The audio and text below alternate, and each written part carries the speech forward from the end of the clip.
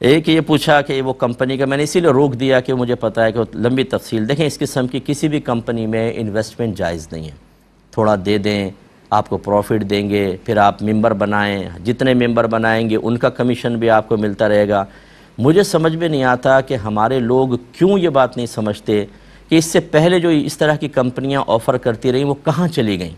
ایک نئی کمپنی کیوں آئی ہے؟ وہ ہوتا یہ ہے کہ وہ آپ سے ممبر بنوائیں گے، ایک دوسرا لالچ کے اندر بنوائے گا، جب سینکڑوں ہزاروں ہو جائیں گے پیسہ لوٹ کے بھاگ جاتے ہیں. اب وہ آپس میں لڑتے رہتے ہیں، کوئی سر پکڑ کے بیٹھتا ہے، کسی نے بیوی کے زیور دے دیے، پھر وہ نئے نام سے کمپنی لے آتے ہیں.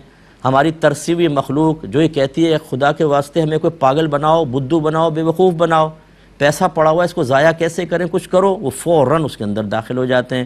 پھر وہی حرام کام، پھر وہی ناجائز، پھر اسی کی طرح دھوکہ، اور پھر وہی فراڈ، اور پھر وہ غائب ہو جائے گی کمپنی. آپ کو نہیں، آپ دیکھ رہے، میڈیا نہیں دیکھتے آپ؟ ابھی کتنا ایک ایپ کے اندر انویسٹمنٹ کرنے پہ اربوں روپے کا نقصان ہوا لوگوں کا. تو اس لیے اس قسم کی بالکل کسی کمپنی کے اندر جوائن نہ کریں، یہ بالکل شرعی طور پر جائز نہیں ہوتا.